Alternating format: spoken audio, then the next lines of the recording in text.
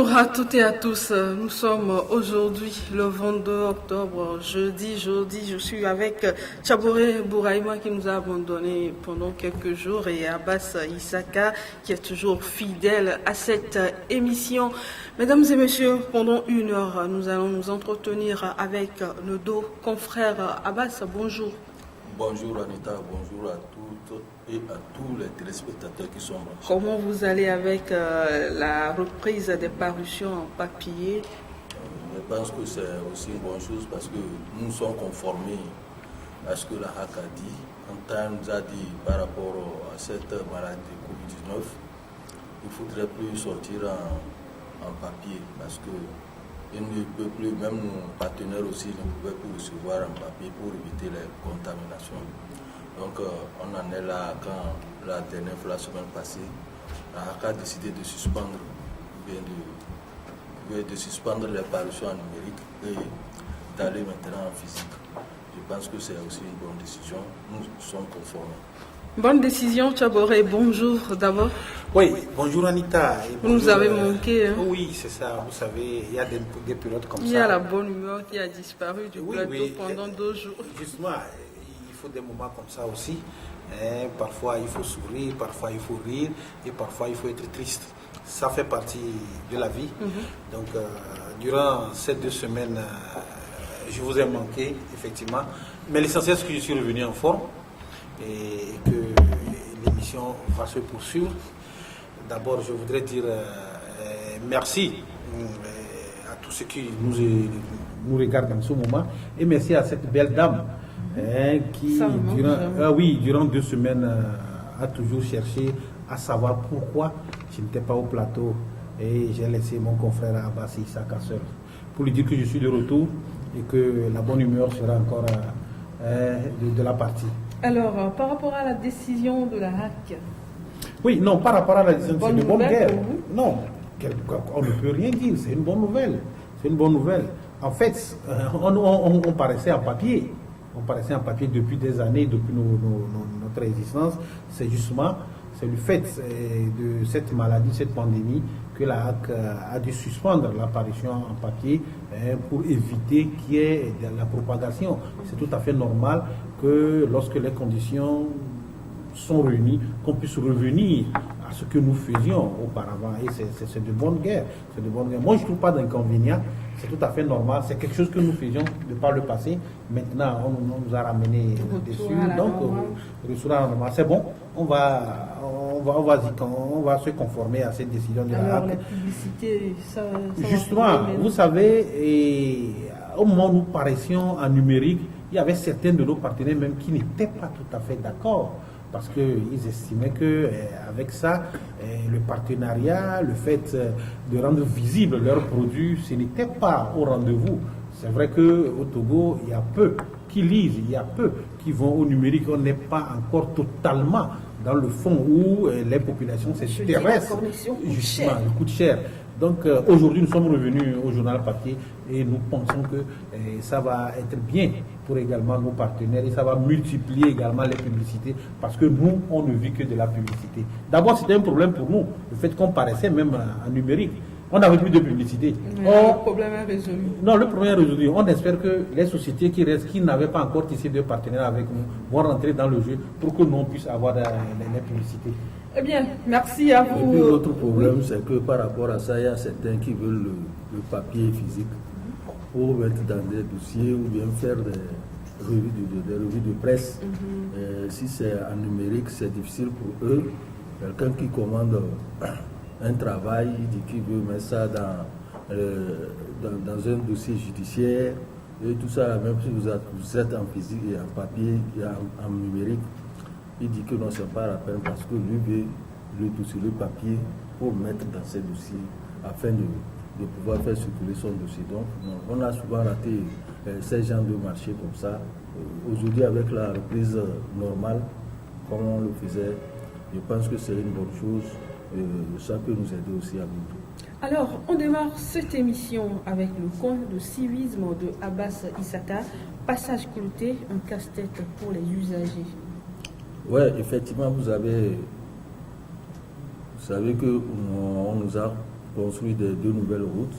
Et ces nouvelles routes, on a vu qu'on a mis les passages piquetés pour permettre aux passagers, aux piétons, de pouvoir traverser facilement la route. Mais force est de constater, et c'est un amer constat, que lorsque les véhicules arrivent, vous allez voir que quelqu'un qui va au niveau des feux rouges, il va garer sur le passage piqueté où normalement le piéton devait profiter pour traverser la route. Et puis il y a certains qui arrivent au niveau du passage piqueté. C'est un passage qui est réservé normalement aux piétons et il arrive à toute vitesse. Il voit même les piétons s'arrêter pour traverser et il ne les respecte pas. Il continue en toute vitesse. Souvent, ça cause des accidents. C'est pour cela que nous attirons l'attention des conducteurs, des usagers de la route, des conducteurs de taxis et de taxis-motos ou bien des voitures privées, que arriver, lorsque vous voyez un passage piqueté, il faut ralentir, ou lorsque vous êtes au niveau du feu rouge, vous allez garer avant le passage piqueté. Comme ça, les piétons qui veulent traverser la route, ils vont le traverser facilement. Aujourd'hui, il y a des problèmes. Ça fait que quand quelqu'un veut traverser la route, il est obligé de regarder et il ne respecte plus là où le passage piqueté est. Il regarde, il est en train de vérifier s'il y a un passage quelque part là et il profite pour s'en aller. Et souvent, ça cause des accidents. C'est pour cela que nous attirons l'attention des uns des autres de faire attention lorsqu'il y a un passage piqueté, de s'arrêter. Parce que nous sommes en train d'aller vers la rentrée scolaire et les enfants, souvent, on les met au niveau des passages piquetés pour leur permettre d'aller. Puisque c'est ce qu'on leur apprend à l'école. C'est ce qu'on leur apprend à l'école. Vous voulez traverser la route, il faut attendre là où on a fait les passages piquetés pour permettre aux piétons de passer.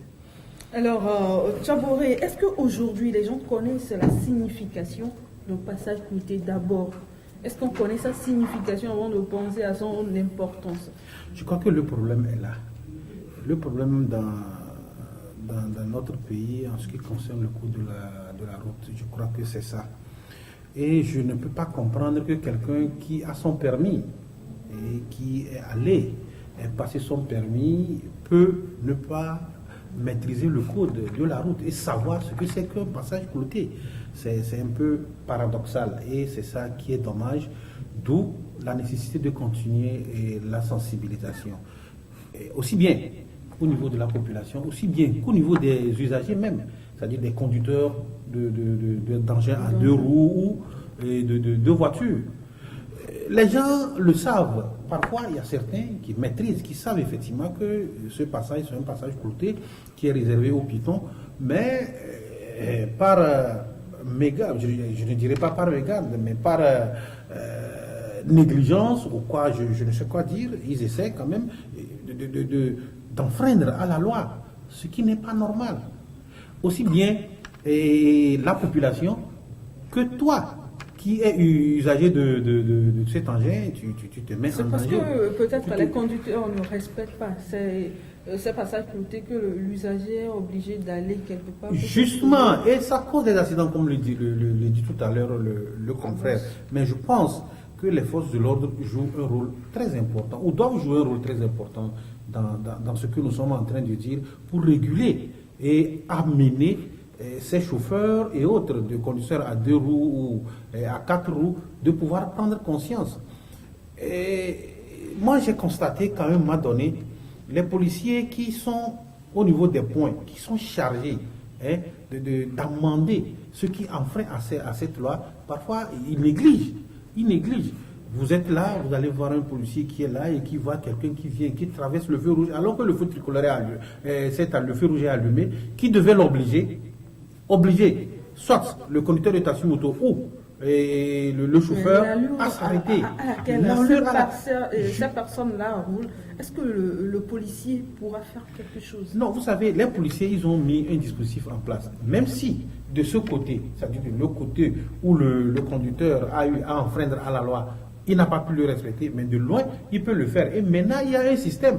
On peut quand même téléphoner à un des collègues qui se trouve éventuellement sur la route, d'arrêter un chauffeur sur tel numéro. Il y en a. Il y en a. Moi, je pense que nous devons tous concourir. Voilà le travail que le confrère a fait, que moi je trouve louable, c'est-à-dire que ce civisme que je trouve louable, et que nous en parlons également ici au plateau, pour que les gens puissent écouter et savoir ce qu'il y a lieu de faire. Il revient également aux policiers, aux forces de l'ordre, de continuer par travailler dans ce sens. De ne pas seulement rester au feu tricolore et attendre de voir si quelqu'un a fait quoi, d'aller glisser la main sous pour pouvoir avoir un section bien 1000 francs. Non, je pense qu'ils doivent travailler également dans ce sens à amener nos frères et sœurs qui essaient d'enfreindre à la loi de prendre conscience et d'éviter qu'on compte des accidents au jour le jour. Abbas, on va ajouter avant qu'on ne passe à la politique. Non, je pense que le confrère Chaboré a pratiquement tout dit, parce que quand vous prenez des gens, quand quelqu'un qui a un permis de conduire, avoir un permis de conduire, c'est que tu dois conduire sur la route, on t'amène, on vérifie comment tu peux reconnaître les signes du code de la route. Mais si tu ne les connais pas, c'est que, même si l'usager, le piéton, ne sait pas que c'est comme ça, il faut passer sur le passage courtier, toi qui conduis, tu dois faire attention à ce qui se passe. Donc, s'il faut continuer la sensibilisation, on doit aussi le faire, parce que c'est très important, surtout que nous sommes dans une grande agglomération aussi, et on a de nouvelles routes où les gens filent comme si de rien n'était, et ne respectent rien. C'est ça, ils foncent même. Quand quelqu'un peut, un chauffeur ou bien un conducteur d'engin à deux roues, peut te voir en train de traverser la route, sans ce moment qui fonce sur toi, et même avec des insultes. On dirait que lui qui conduit, c'est la moto qui se conduit. On ne dirait pas que c'est pas lui-même qui conduit. Il y a quelqu'un qui m'a dit un jour que c'est une nouvelle moto, donc ça lance. Ça l'amène. Ça lance. Donc c'est ça, c'est-à-dire quand tu vois un piéton passer, dis-toi que mets-toi à sa place et que c'est toi qui traversais. Ralentir. Aux heures de pointe, il faut ralentir, carrément ralentir pour permettre au piéton de passer. Il y a certains même qui tiennent les enfants pour traverser et souvent on les insulte. Donc c'est de l'incivisme qu'il faut que les gens corrigent. Si on ne continue pas dans cette sensibilisation, les gens ne vont pas comprendre que le passage coûté est un moyen important de ralentir certaines activités, certains accidents qui se créent un peu partout. Vous allez voir souvent même c'est à ces niveaux-là que des accidents se créent. Et c'est pas parce que l'usager, lui, il pense qu'il pourra traverser. Il a la priorité. En principe, il a la priorité. Il a la priorité. C'est pas que c'est son droit de passer. C'est pour cela que c'est pas pour rien que on a mis les passages coûtés. Quand on dit passage coûté, c'est la priorité aux piétons. C'est tout comme quand tu apprends, tu vas au permis, on dit priorité à droite. Tu dois respecter tout ça là. Donc si tu ne respectes pas. Mais aujourd'hui, c'est la priorité à droite qui est à cause de beaucoup d'accidents. C'est ça, l'incivisme là. Il y a un constat aussi, il faut le dire. Je pense que souvent les gens n'aiment pas qu'on compare. Mais lorsqu'il y a de bonnes choses, il faut les comparer. Lorsque vous allez, beaucoup de gens ont dit, et ceux qui ont un peu traversé les frontières, lorsque vous allez au Ghana, je pense que le phénomène n'est pas comme ce que nous voyons dans notre pays au Togo. Il y a de l'intolérance ici dans notre pays. C'est ce qui n'est pas bien. Ce qui n'est pas bien. Moi, je dis qu'il faudrait passer à l'étape supérieure. L'étape supérieure consiste à faire quoi? Nous, au niveau des médias, c'est ce que nous sommes en train de faire actuellement, et ceux qui nous écoutent vont nous suivre, ils vont comprendre qu'ils n'ont pas le droit d'enfreindre à une telle loi, d'enfreindre, de passer au niveau de traverser un passage clouté lorsque les piétons sont là pour pouvoir traverser. Et maintenant, il faudrait que ceux qui se chargent de réguler une telle situation puissent frapper dur. Parce que moi, je pense qu'avec les amendes, avec les confiscations des motos, avec la confiscation des engins de ceux-là qui enfreignent. Surtout les amendes, ça marche bien. Ça marche très bien. Quand on a parlé d'amendes avec le port des cachets... Je vous assure que c'est un constat qui est très, très... C'est-à-dire que c'est un fait qui est très bien. Ça marche bien. Et moi, j'espère que les autorités en charge de la sécurité vont y réfléchir là-dessus. Parce que c'est ça qui pourra nous sauver. Parce que le Togolais est tellement très dur dans ces genres de choses. Nous sommes en train de parler, moi je vous dis, peut-être que ceux qui nous suivent, les gens vont commencer, il y a certains qui vont nous insulter. Et pourtant, nous sommes en train de dire la réalité, ce qui peut contribuer à ce qu'on puisse aller de l'avant. Et les gens ne vont pas, il y a certains qui ne vont pas dans ce, qui voient le mal dans ce sens. Moi je pense qu'il faut sévir. Il faut sévir, il faut aller à l'étape supérieure. Ils vous diront qu'au Ghana, il y a des choses qui sont faites et vous passez par là. Oui, c'est tout à fait normal. Donc, ce n'est pas deux choses à comparer. Non, aujourd'hui, nous sommes en train d'évoluer. Aujourd'hui, on ne peut pas me dire qu'il n'y a pas de route dans notre pays. C'est vrai, on aurait aimé qu'il y ait encore plus et encore de bonnes routes meilleures par rapport à ce que nous voyons. Mais il y a quand même des routes qui sont faites et que ces routes, on devrait quand même faire en sorte que ces routes ne nous causent pas d'accidents, n'entraînent pas notre mort, n'entraînent pas la mort d'autrui. Et c'est dans ce sens que nous sommes en train de parler. Et nous invitons quand même, franchement, les autorités à aller à l'étape supérieure. Nous sommes au niveau de la masse et nous savons ce que la masse ne veut pas. Parce que quand l'autorité va commencer par frapper 1, 2, 3 fois avec les sanctions, moi je suis sûr que les gens vont commencer par respecter ce code de la route. Eh bien, nous allons parler politique à présent et ce sera toujours avec vous, Tchaboré, dans votre apparition de ce mercredi. Vous avez consacré 2 titres, je dis bien 2 titres, à la dynamique Podjo. Le premier, c'est la dynamique Podjo, cela ne tient qu'à un fil. Oui, Anita. Ça veut dire que la dynamique est dynamitée? Oui, la dynamique, même si elle n'est pas encore dynamitée, il y a des signes précurseurs qui démontrent qui montre que les jours de la dynamique Podjo sont comptés pour ceux qui savent voir et qui savent lire entre les lignes, comprennent que ce n'est plus ça, cette dynamique Podjo.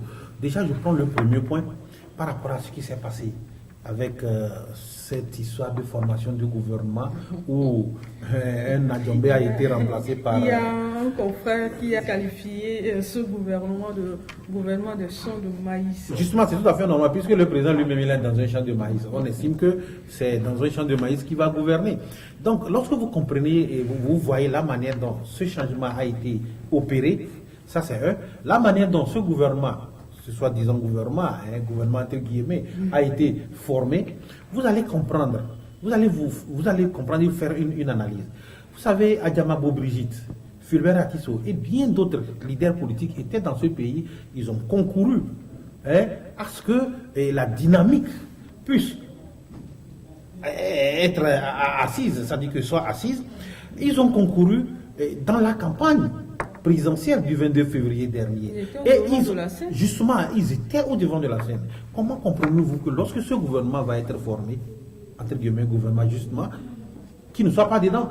Parce que je me dis, ils se sont combattus. Et s'ils estiment qu'ils ont gagné les élections... Peut-être qu'eux, ils sont dans le concret, puisque le gouvernement n'est pas dans le concret. Justement, voilà une analyse qui est très pertinente. Lorsqu'on est dans le concret, je pense qu'on ne tombe pas dans la comédie. Et voilà, c'est ça qui prouve que ceux-là ne voudraient pas se mêler, ne voudraient pas s'entacher. En tout cas, moi j'ai apprécié plusieurs observateurs qui m'ont dit, lorsque vous lisez, vous suivez la vie sociopolitique de notre pays, et lorsque vous lisez la manière dont les choses sont passées, vous allez comprendre qu'il y a un problème.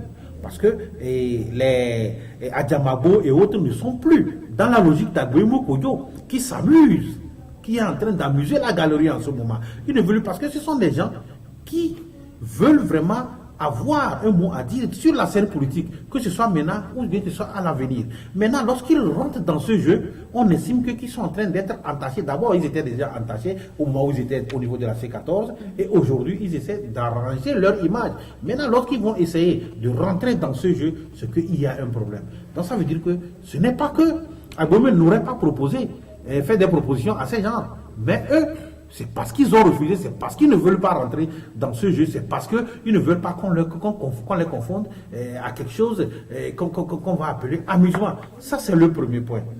Le second point qui nous amène à dire qu'aujourd'hui, le truc ne tient qu'à un coup de fil. Lorsque vous voyez la composition, tous ceux qui font partie de ce gouvernement, ils sont de la diaspora. Personne ne maîtrise quoi que ce soit au niveau du pays. Comment est-ce qu'on pourra le faire? Donc, il y a beaucoup. Peut-être que de là, ils ont des personnes ici. Et c'est sur quel territoire? Vous comprenez? Et lorsque vous suivez les sorties d'Agbouemo ces derniers temps, on a comme l'impression que lui-même, il a compris. Lui-même, il a compris. Parce que je ne peux pas imaginer que j'ai gagné l'élection. Et je continue par mettre un gouvernement en place et que j'ai l'œil sur le gouvernement que l'autre, qui est au pays, qui est en train de gouverner, forme. Ça me... En quoi je me mêle?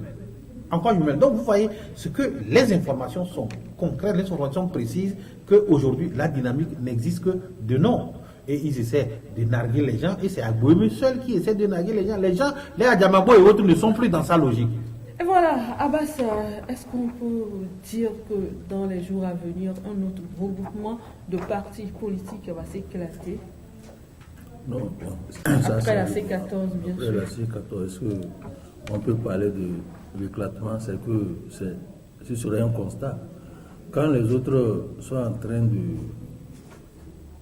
ne rien faire actuellement, de prendre le nom de la dynamique pour faire des conférences de presse pour parler d'une dynamique qui résiste actuellement, c'est que quand vous les prenez, ceux-là qui organisent même des conférences de presse au nom de la dynamique, qui a soutenu Agboémé Kodjo, quand vous prenez leur parti, c'est des micro-partis qui n'ont même pas de militants. Quand vous prenez Fulbert Atisso avec son Togo autrement, vous prenez Adjamabo, la CDPA n'est plus la CDC, ne représente que l'homme d'elle-même avec Adjamabo. Quand vous prenez le BAC, bloc de Nousoupoué, ou quoi que ce soit, Gamessou, même l'autre candidat ne se fait même plus sentir au sein de ça. Donc, ceux-là veulent utiliser le nom de la dynamique pour se faire impôt, pour se faire au moins quelque chose, pour se donner un peu d'importance et faire croire qu'ils peuvent remobiliser les gens au nom de la dynamique à partir de leur parti politique. Or, pour ce faire, il faudrait avoir des militants derrière. On ne peut pas utiliser le nom, un nom éphémère, qui est là pour dire qu'on veut remobiliser. D'ailleurs, cette dynamique-là a contribué à détruire même l'opposition. Kodjo a contribué par ses comportements. C'est la dynamique ou la personne de Monseigneur Kodjo? La personne de Monseigneur Kodjo qui a créé la dynamique. Donc cela dit, la dynamique a contribué à détruire l'opposition. Et aucun, même les populations ne font plus confiance à cette dynamique de Monseigneur Kodjo. Kodjo lui-même est où? Est-ce que vous l'entendez parler? Justement, c'est ce qu'il allait dire.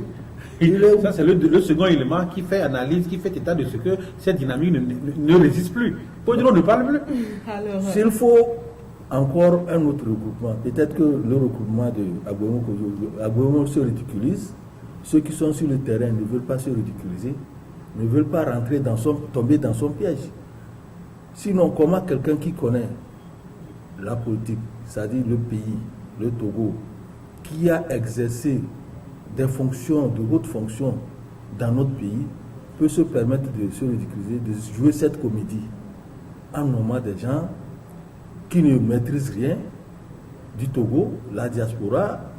Moi, je me dis peut-être qu'il veut satisfaire ou récompenser ceux-là qui les ont financés pour la campagne. Parce que c'est des gens de la diaspora qui ont cotisé. Donc, pour le faire, il faut les récompenser. Donc, c'est la récompense qu'il est en train de faire en les trompant, en les nommant. Alors que ceux-là même, si ce n'est pas eux aussi sont des cons, vous allez accepter d'être nommés comment? Je pense que Nadjombe a compris la comédie, le ridicule, et dit, bon, je démissionne, parce qu'il ne sait même plus ce qu'il fait. Ça fait pratiquement 6 mois qu'il est non ministre, il est là, Premier ministre, il est là, il ne sait pas ce qu'il est en train de faire. Donc les autres disent, je démissionne. Maintenant, son gouvernement ne sait pas. Et il dit, son gouvernement il fait un truc comme ça. C'est pour cela qu'on parle de la comédie que les gens sont en train de faire, des enfantillages. Et aujourd'hui, oui, on va en parler. Non, Nadjombe, quand il sort, il est au Canada. Quand il sort, il va à son boulot et il est Premier ministre quand il revient à la maison. Donc, comprenez. Moi, je dis une chose. Il est ministre sur les réseaux sociaux. Il a dit quelque chose de très important. Lorsqu'il parle de récompense de ceux-là qui ont contribué quand même à soutenir la dynamique lors de la dernière présidentielle. Mais ça aussi, c'est un problème qui est en train de ramper, mais c'est que les gens ne savent pas. Voilà pourquoi ça contribue. Ça, c'est mon troisième élément dans mon analyse qui prouve que la dynamique ne tient plus. La dynamique, ne tient plus qu'à un seul fil. Parce qu'aujourd'hui, il y a des indiscrétions qui font état de ce qu'il y a un mécontentement. J'avais déjà soulevé ça dans une de mes Pour une fois parutions. encore, les gens Oui. réclament les comptes. Justement, il y a un mécontentement On l'a parce vu que dans n'oubliez une pas autre que formation. n'oubliez pas que Agboime Kodjo a attendu prendre les sous de la campagne avant de pouvoir s'échapper dans ce qu'il appelle champ de maïs. Mais est-ce qu'il a fait les comptes? Est-ce que les autres qui sont restés, les Adjamago et Fibra Kiso, est-ce qu'ils ont eu leurs comptes dans ce qu'il a pris? N'oubliez pas que les tests disent également que lorsque vous arrivez en seconde position, il y a un quota, ou il y a une somme qui t'est reversée. Et selon les informations, Agboime est rentré en possession de ces fonds. Et vous aurez constaté que c'est juste après qu'il a pris, le ministère a débloqué les fonds pour satisfaire tous ceux qui ont participé à la dernière, aux différents candidats, que Agboime a pris la poudre d'escampette, qu'il a traversée ou qu'il est rentré dans ce champ de maïs. Ce problème est également là, mais les gens ne se rendent pas compte. Peut-être que ce Parce champ que, de maïs se trouve toujours autour. justement, les gens ne se rendent pas compte. Mais les indiscrétions et les indiscrétions les plus sûres nous disent que certains manifestent leur mécontentement par rapport à tout ce qui se passe, tout ce qui a entouré le retrait de cet argent Alors, et la pour gestion les même de cet calmer, argent. on les nomme ministres Non. fictifs. Non, pas eux. Quand je dis ceux-là qui sont actuellement là. Je parle de Adjamabo, je parle de Firma Akiso et tout ce qui était dans le groupe de la dynamique et qui sont restés au pays. Vous aurez compris qu'il y a beaucoup qui ne sont pas dedans. Mais dites-nous, si c'était un gouvernement qui était sur eux, les gens qui sont restés, ils devraient réclamer leur part de gâteau. Mais pourquoi ils n'y sont pas? Pourquoi ils n'y sont pas? Donc il y a ce problème-là qui est là, mais nous attendons la venue pour savoir. Le second, Parce que oui, vous n'êtes pas sans savoir qu'avant de créer ça, il a lancé sa dynamique. Monseigneur Podjou a estimé le budget à près de 7 milliards. oui, on ne nous a pas fait ce Oui, voilà, c'est là. Il a estimé ce budget à 7 milliards pour pouvoir obtenir l'alternance. Il a lancé un appel de fonds à la diaspora. Même ici, des gens ont cotisé, on a donné des numéros de compte où les gens ont cotisé. Mais voilà, vers la fin, on ne nous a pas dit si on a pu obtenir les 7 milliards ou bien les 4 milliards. Puisqu'en train disait qu'ils ont pu avoir les 4 milliards de francs CFA pour la campagne. Maintenant, à la fin, pourquoi la dynamique qui a pris de l'argent chez les gens ne leur dit pas voilà comment nous avons lancé un appel de fonds, c'est ce qui est rentré pour qu'on puisse faire la campagne. Voilà ce qui reste et on va voir comment on va gérer ça. Est-ce qu'on a eu ce compte-là? Monseigneur Podjou, il est où actuellement pour nous faire ce compte? Parce que c'est lui, quand on veut faire, mais c'est à lui que les gens même ont donné de l'argent. En tant que prélat, homme de Dieu, il doit avoir la conscience que je dois faire le compte à ceux-là qui m'ont donné de l'argent. Parce que même dans la quête, lorsqu'on lance la quête dans l'église, à la fin on dit aux gens que voilà ce que vous avez cotisé, voilà le montant. Même dans lors des funérailles, nous constatons ça. Voilà ce que les gens ont cotisé pour la famille, c'est ça, c'est ça. Est-ce qu'on nous a fait le compte? Il doit le faire. Aujourd'hui, Agboime prend tout son argent, il s'enfuit. L'argent va finir là-bas, il va revenir. En temps, il avait beaucoup d'argent, il était allé, après avoir pondu son boulot, il avait des milliards, mais il est allé rester en France là-bas. Il a pris des avocats pour le défendre. Et ça n'a rien comment ça s'est terminé. On a vu comment ça s'est terminé. L'argent est terminé, il est revenu au pays. Et même à vendre une de ses maisons. Oui. Et on l'a accueilli comme un fruit. Aujourd'hui, là où il croit être dans un champ de maïs, c'est ce que les Ivoiriens disent, que là où il croit se cacher là, c'est là-bas qu'on dort. Donc il ne faut pas qu'il se cache. Donc ils n'ont qu'à revenir faire le compte parce que la dynamique, ça prend de temps. À Tchaboré, on n'a plus assez de temps. On va parler du second aspect de la dynamique Podjou, le second sujet que vous avez abordé. Jerry Tama s'adresse à Guillaume Podjou. Au bout d'un moment, il faut sortir de l'irrationnel. Non, c'est justement, moi j'aime ce monsieur. Quoi qu'on dise, Jerry Tama fait sa politique. Il faut le dire, lorsque c'est rouge, il le dit rouge, il n'a pas froid aux yeux. Lorsque c'est noir, il le dit noir. C'est vrai qu'à un moment donné, les gens ont tendance à le critiquer par rapport à ses prises de position. Mais je crois que c'est quelqu'un, n'oubliez pas, c'est quelqu'un qui a fait l'armée. Hein. C'est un gendarme. Et c'est un officier. Il connaît bien les rouages. Et il sait ce qu'il dit. Quand il dit quelque chose, il se projette et il sait que quand vous passez par ici, voilà le résultat que vous devez récolter. Donc, tout ça là, c'est lié. Véritablement, ce n'est pas la première fois qu'il attire l'attention de la dynamique, qu'il attire l'attention d'Agbouémé Kodjo de sortir de ce qu'il est en train de faire et de sortir dans l'irrationnel. Et effectivement, ce qu'il dit, c'est l'irrationnel. Ce qu'il est en train de faire n'existe pas. Il a relevé sur son tableau, sur son Facebook, sur sa page. Non, ça n'existe pas. À partir du moment où nous avons des lois dans le pays, et il a relevé, ce qu'il a dit c'est clair, c'est un cheminement, c'est une logique. Nous avons des lois. Et lorsqu'il faut organiser des élections, il y a des institutions qui sont chargées de les organiser, celles qui sont chargées de programmer les résultats, et celles qui sont chargées de programmer les résultats définitifs. Tout ça là, c'est contenu dans notre constitution, et c'est contenu dans le code. Et lorsque vous êtes un candidat, et que vous n'avez pas réussi à avoir satisfaction par rapport à la manière dont les résultats sont donnés, il y a une procédure à suivre. Il faut déposer une réclamation. Ça, il a relevé. Maintenant, quand vous déposez la réclamation, et quand la Cour constitutionnelle donne le résultat de cette réclamation et proclame quelqu'un vainqueur qui a même eu à prêter serment, ce qu'on rentre, on s'y plie, on rentre dans sa coquille, c'est fini. Ce que vous n'avez pas raison. Et encore, faudrait-il, et véritablement l'a relevé, nous aussi nous avons relevé, beaucoup d'hommes de médias l'ont relevé. Soyons sérieux, depuis que M. Agbouémé a commencé par crier victoire, quel est le début de preuve que M. Agbouémé a eu à apporter? Le seul fait de ne pas pouvoir être capable de nous donner, ne serait-ce que les PV, ce sur quoi il se base pour dire qu'il a gagné, c'est un problème. Pensez-vous que depuis que nous sommes en train de créer dans ce pays, si Agbouémé avait les procès-verbaux qui prouvent qu'il a gagné, il n'aurait pas balancé ça partout où besoin sera. En temps, quand Zana était sorti... Justement, mais quand Zana parlait, il y a eu des audios qui ont circulé. Et tout le monde est témoin. Même si les gens ne veulent pas écouter, le monsieur a dit la vérité. Les gens sont incapables de pouvoir produire les PV parce qu'ils n'avaient non seulement les représentants de bureau de vote, mais ils n'avaient pas les moyens pour le faire. Et ils n'en ont pas. Ils n'ont pas les PV. Maintenant, sur quelle base M. Agbouémé nous dit qu'il est... Mais dans ce pays, on s'amuse. On aurait pu enfermer M. Agbouémé depuis longtemps. Parce que la loi le dit. On ne se lève pas du jour au lendemain pour se proclamer président. Quand vous proclamez, il y a la loi, le code électoral le dit, il y a la constitution qui le dit. Vous êtes sous le coup de la loi. Il faut qu'on s'en se lève directement. Moi, je l'admire pour cette franchise. Abbas, vous, le comportement de Agbouémé Kodjo est qualifié d'enfantillage par M. Djeritama. Oui, c'est des enfantillages. Il a utilisé un mot même troquinisme comme ça. Parce que le comportement, quand vous prenez Agbouémé Kodjo, c'est comme il est en train de perdre des choses et les gens disent qu'il faut le récupérer. C'est comme il est en train de perdre de l'esprit. Comment le récupérer? On ne sait pas où il se trouve.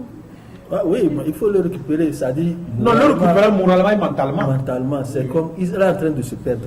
Il y a des questions qu'il faut se poser. Ça dit, il se perd dans la nature, il ne sait pas comment, ce qu'il dit, ce qu'il fait. Peut-être que quand il est peut-être comme ce qu'on dit dans la provocation du pouvoir, dans le défi. Quand tu veux défier quelqu'un, il faut venir en face de lui. Tu veux le provoquer, viens en face de lui. Vous allez faire. Mais du moment où... Si tu es garçon, oui, voilà, vous êtes face à face, et tu le provoques. Oui, tu le provoques et puis on va voir. Parce que là où il est en train de faire, c'est de l'enfantillage total. Actuellement, ce n'est plus une provocation, ce n'est plus mais c'est une démence. Parce que lorsque vous voyez son raisonnement, et moi je l'ai relevé dans ce que j'appelle togolairerie dans ma apparition, vous allez peut-être, vous aurez l'occasion de le lire, que c'est une démence. Et beaucoup aujourd'hui commencent par s'interroger sur la mentalité, c'est-à-dire que le niveau d'esprit, le degré d'esprit et la stabilité d'esprit de M. Agbouémé Kodjo par rapport à ce qu'il débite. Agbouémé a eu beaucoup de choses, de comportements qui frisent beaucoup le ridicule. Ça frise trop de ridicule. Parce qu'on ne peut pas comprendre Agbouémé se comporter là. Si c'était un autre qui le faisait, parce qu'il a dépassé le degré. Personne n'a jamais dépassé ça. Et c'est ça que Tissot dit que la dynamique a beaucoup plus résisté. On a tout fait, mais la dynamique résiste toujours. Bref, il oublie que Jean-Pierre Fabre a résisté beaucoup. 5 ans durant, il a marché pour réclamer sa victoire. Mais il n'a jamais été atteint ce Rubicon-là où se faire ridiculiser, même aux yeux de l'opinion nationale et internationale, pour garder même ta dignité. Tu ne peux pas te comporter comme ça. Parce que la mentalité est complètement partie de sa tête. On ne sait pas ce qu'il a dans la tête. C'est pour ça qu'il dit de le récupérer vite parce qu'il a encore de l'espoir. Il pouvait incarner quelque chose comme une autre force politique. Et directement l'a dit. Et directement l'a dit. Parce qu'actuellement, le pouvoir, il a fait que le pouvoir n'a plus d'opposition. Est-ce qu'on a encore d'opposants? C'est ça. Et il faudrait reconnaître. Parce qu'avec son score là, Jeritam a dit que lui l'a battu aux élections législatives. Mais à la présidentielle, avec ce qu'il a eu comme 19%, il pouvait construire une deuxième force politique et rester là à mobiliser, à même présenter des excuses aux autres leaders politiques pour que au moins les gens puissent comprendre le bien fondé d'une union de l'opposition et aller faire. Parce qu'on a vu ce qui se passe dans les autres pays. Il peut s'insulter aujourd'hui, se retrouver passé en politique, on ne dit jamais, jamais. Et maintenant, c'est lui plutôt qui continue par insulter les autres, parce que j'ai suivi Atisso et un autre là, il disait que les autres ne sont même pas encore importants, que c'est eux qui hésitent. La dernière personne, c'est Monseigneur Barriga. Oui, mais la dernière personne qui était leur cible. Comment est-ce qu'on peut faire la politique dans ces conditions? Comment est-ce qu'on peut aller chercher ce qu'on veut dans ces conditions? J'ai dit le ridicule ne tue pas. Et quand vous lisez l'article de Noah Djeritama, je pense qu'il a fait une bonne réflexion et lui dit ce qu'il voit. C'est que les gens font semblant de ne pas le croire. C'est que il a toujours raison trop tard. Non, pour qui qu'on a vomi? Parce que moi, nous avons vu les années 90 et nous sommes restés ici. Nous connaissons Aboumi lorsqu'il a occupé les Rochades ici. Et nous savons que c'est quelqu'un qui a l'envie poussée du pouvoir. L'envie poussée du pouvoir. Et je crois que cette envie aussi a fait qu'il est en train de perdre les pédales. C'est-à-dire il est sur les airs, il estime que c'est moi ou rien, je dois avoir ce pouvoir. Et il a déjà fait. Vous oubliez qu'autant beaucoup de plus. Justement, mais il est insatisfait, il est insatiable parce que lui il estimait qu'après la mort d'Adema, c'est lui, il a dit qu'il était le dauphin.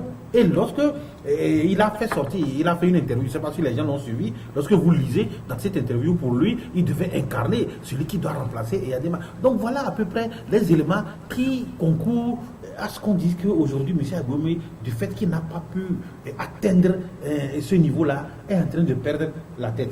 Mais nous pensons qu'il va revenir parce qu'il a une famille politique, il a une famille biologique également, qui doivent lui parler. Nous pensons qu'il doit revenir à de meilleurs sentiments parce que la politique, elle est là et que si Dieu nous prête vie, je pense qu'il pouvait contribuer quand même à faire quelque chose dans ce pays. Parce qu'on ne peut pas avoir un pays où il n'y a pas d'opposition. Aujourd'hui, ce n'est pas bien. Ceux qui doivent répondre d'abord devant la justice. Non, mais c'est tout à fait normal. Nous sommes dans un pays, on dit, de droit et de démocratie. Moi, je pense qu'aujourd'hui, nous avons besoin d'une opposition qui est rationnelle, une opposition qui est puissante. Excusez-moi, puissante, ça ne voudrait pas dire que détruire, mais une opposition construite, mais qui va quand même constituer un contrepoids pour le pouvoir, pour qu'on puisse avancer au plan démocratique. Sinon, lorsque la manière dont nous sommes en train de vivre, la manière dont nous avançons dans le pays, moi, ce n'est plus intéressant. Avant ça, un mot avant qu'on ne parle de l'éducation. Ajouter aussi que Aboumi, il était pratiquement le dauphin de Feu Adema parce qu'il était préparé pour ça. Mais à la fin, il a déçu le général. Et finalement, le général a dit que lui, là, il ne peut jamais être président, diriger même ce pays. Et Adema l'a dit avant de partir. Sur des malédictions. Des malédictions, c'est-à-dire dit qu'Aboumi si ne peut... votre père vous dit ça, c'est que par rapport à son comportement, Aboumi ne peut pas diriger le Togo. Et Adema l'a dit. Parce que quand vous prenez les comportements d'Aboumi, nous on l'a suivi depuis qu'il est arrivé. Quand Aboumi et Aboumi, son frère, il l'a amené à Yadema pour dire que c'est mon petit, il faut le prendre. Et c'est comme ça Yadema l'a fait confiance pour le faire grandir jusqu'à arriver à être Premier ministre. Il a occupé toutes les fonctions actuellement. Ce qui le nerve, c'est la présidente de la République. C'est pour cela qu'il dit que lui connaît ceux qui cela pratique au niveau du RPT et que ceux-là ne sont que 16 apprentis. Donc, un apprenti voleur qui est arrivé, c'est pour ça qu'il a dit que quand lui, on va le jour au 22 février, soit du février, allez me lire à 12h, je vous ramène le pouvoir. Mais c'est ça, cette pression qui s'est mise sur lui, qui le fait perdre la tête actuellement. Maintenant, tu nous as trompé. Tu dis que les autres, quand on les élit, ils sont là à marcher à la plage et autres. Et que non, moi là, faites-moi confiance, je les connais. c'est mes apprentis voleurs. Et lui, il n'a même pas marché. On va terminer avec l'éducation. La première date de reprise des classes a été à peine annoncée que l'Union syndicale de l'éducation du Togo Lucette brandit des réclamations. Certes, la rentrée est finalement repoussée au 2 novembre prochain, mais dites-moi, Tchaboré, est-ce que les exigences de Lucette seront prises en compte avant le 2 novembre? Bon, je crois que les acteurs travaillent ensemble en ce moment, dans ce sens, à décrisper un peu la situation. Non, il faut que le gouvernement s'active beaucoup plus. C'est ce que je dis. À prendre des précautions pour éviter des contaminations. Des contaminations, ça c'est sur un autre plan par rapport à la pandémie. Le gouvernement est en train de travailler dans ce sens, c'est vrai. Mais il faudrait dire que, comme vous venez de le dire, l'UCET a posé un certain nombre de conditions. Ce n'est pas que l'UCET seul. Il y a également les enseignants volontaires qui pensent vouloir passer à une autre étape. Ces enseignants parlent d'une grève dès la rentrée. Donc voilà, par rapport à leurs conditions de vie et leurs conditions de travail également.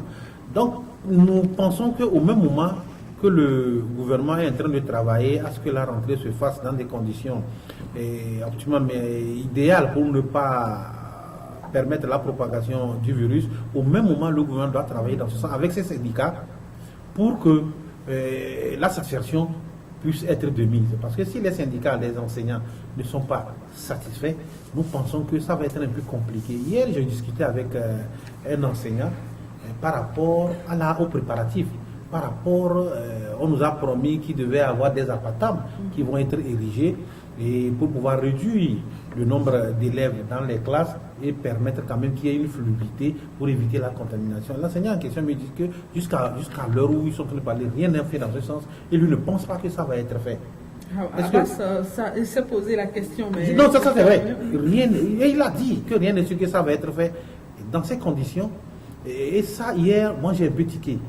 Parce que ça a quand même confirmé la peur que nous, les parents d'élèves, nous avons à ce moment par rapport à ce qui pourrait arriver si non seulement ces absents ne sont pas faits, et en plus du fait que les dispositions ne sont pas prises pour pouvoir aérer les classes et permettre qu'il n'y ait pas beaucoup d'élèves dans la classe et pour éviter la contamination. L'autre paire de manches, c'est aussi les classes qui sont sans contrat. Surtout au niveau des privés, lorsque vous circulez, je l'avais déjà dit une fois, il y a certaines classes qui sont sans contrat. Il n'y a pas d'aération. Alors au même moment, on demande aux élèves de porter les masques. Dans ces élèves, il y a certains qui sont malades. Vous savez, certains ont de l'asthme et autres. Nous sommes en train d'aller vers une situation qui va être un peu compliquée si nous ne savons pas faire. Donc moi, je pense que les autorités de l'éducation doivent sérieusement travailler dans ce sens. On a encore quelques 10 jours, bien 8 jours pour travailler, même si on ne peut pas tout faire, on peut quand même faire le maximum pour satisfaire les enseignants, discuter avec lui. En toute chose, il faut discuter. Les enseignants également sont conscients de la situation.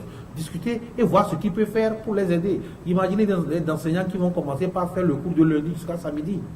Il faut quand même les accompagner. Surtout les volontaires. Voilà, volontaires. Et voilà, par rapport à la rentrée, Abbas, vous êtes posé une question quand je l'ai lu, ça m'a pour faire rire. C'est rentrée scolaire 2020-2021. 2 novembre tiendra ou pas des craintes sur les promesses de construction des apatams améliorés et les exigences des enseignants. Ouais, on dirait que Tchaboré était là, c'est-à-dire quand j'écrivais, il a relevé beaucoup de points par rapport à ça. C'est depuis le mois de mai, je crois que le ministre Achadéji, l'ancien ministre de l'Éducation, quand on lui avait posé la question de comment la rentrée va se faire, on nous a dit non. Et publiquement, elle a déclaré qu'il y aura des apatams améliorés. Les apatams améliorés, en principe, quand elle a déclaré ça, on devait commencer par les construire parce que la date de la rentrée était fixée au 26 octobre. Comme ça, on va commencer par les poser, on va voir quel genre d'apatam il s'agit. On nous a parlé d'apatam amélioré parce que les élèves, même à l'intérieur du pays, vivaient et étudiaient sous les apatams de fortune. On devait commencer par nous montrer quel genre d'appartement, on ne nous a pas montré ça. Peut-être qu'on attend le jour de la rentrée pour le faire. Parce que quand vous prenez des salles de classe où même il y a des choses, les dispositions qui ont été, il a pris des dispositions avant de partir qui ont été prises par rapport au décongestionnement des salles de classe où il faut mettre 30 par classe. Et aujourd'hui, on attend comment ça va se faire. Ça va se repartir avec un nouveau appartements qu'on nous promet qui ne sont pas encore arrivés.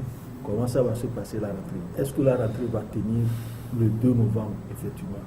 Parce que le 26, on nous dit que c'est la première rentrée des enseignants. C'était le cas lorsque on devait ouvrir les écoles pour permettre aux élèves de passer les examens. On avait fait un travail avec préalable avec les enseignants, comment ils vont prendre les élèves. Aujourd'hui, c'est la même chose qu'on le prête. Et on n'a pas encore les appartements. Le travail a commencé. On va les renseigner comment ils vont. On a réaménagé le temps pour qu'ils puissent aller de lundi jusqu'à samedi et les mercredis soirs. Le problème des volontaires est là. Le problème des 20 milliards, des 20 milliards, je crois bien c'est 2 milliards. 2 milliards est là. Certaines personnes pensent même que c'est ce à quoi a fait allusion Lucette. C'est ça qui relève qu'il faudrait revoir ça et revoir aussi au niveau technique de l'enseignement technique, professionnaliser plus l'enseignement technique. Donc, et le nouveau ministre, M. Kokoroko, le professeur Kokoroko, a eu à rencontrer les professeurs. Depuis quelque temps, il ne fait que les rencontrer. Les enseignants, tout le secteur de l'éducation, c'est-à-dire les parents d'élèves, les enseignants, tout ce qui rentre dans ça pour préparer cette rentrée. S'il ne s'agit que peut-être des gels et autres, peut-être qu'ils peuvent trouver ça aussi facilement, les cache-nez et autres, parce qu'il y a des bonnes volontés qui sont en train de distribuer ces genres de choses. Mais le décongestionnement des salles de classe, est-ce que d'ici 10 jours, ça pourra se faire? Lorsque vous allez dans une école qui compte 3 classes pour, c'est-à-dire, quand on prend CP1, CP2, CE1, ou bien on prend CP1A, CP1B, CP1C, CP2A, CP2A, BC. Donc, toutes ces classes-là qui comportent souvent 80, 100, il faut les décongestionner, voir le CP1A là, combien de classes d'appartements il faut construire.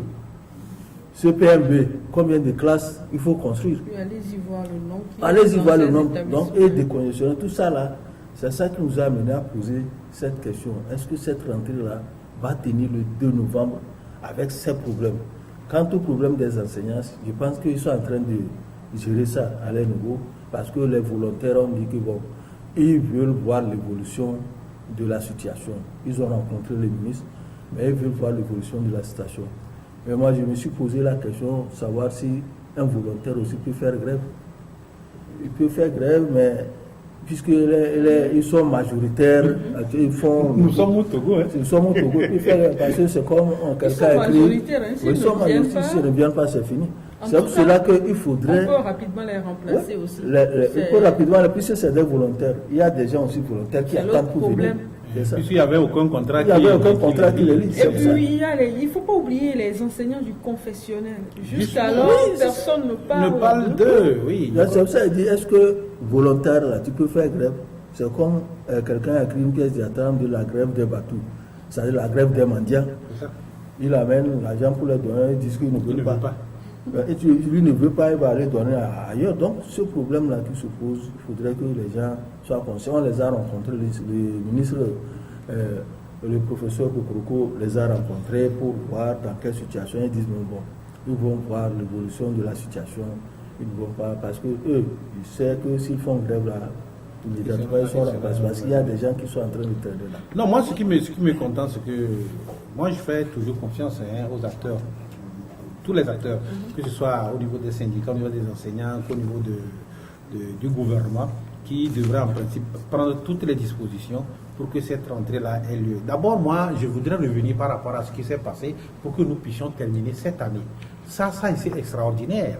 Ça, il faudrait jeter les fleurs à tous les acteurs, aussi bien au gouvernement qu'aux enseignants. La situation n'était pas favorable, mais on a réussi à sauver l'année. Et nous, les parents, on retenait notre souffle. Ça, moi, je dis bravo à tous les acteurs, quels que soient les acteurs, et merci au gouvernement pour avoir réussi à nous satisfaire.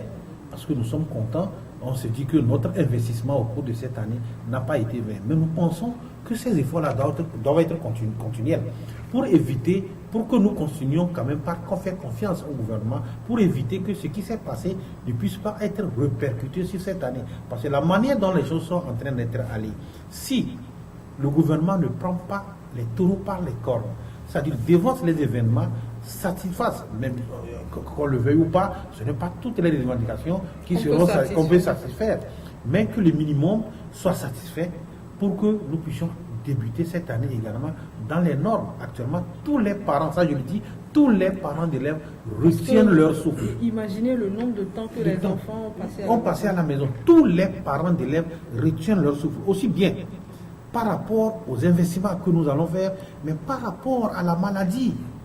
Par rapport à la maladie, imaginez les élèves. On nous disait la dernière fois qu'on n'aura pas le risque zéro quand même. Non, ça c'est clair. Ça, il faut le dire. Regarde ce qui se passe ailleurs.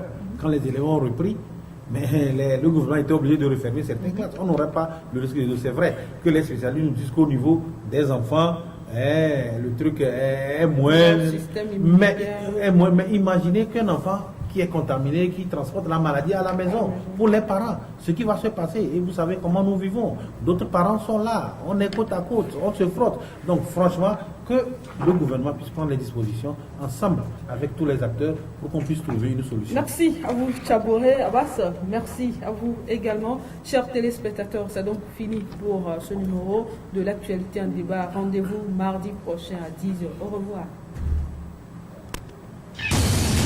La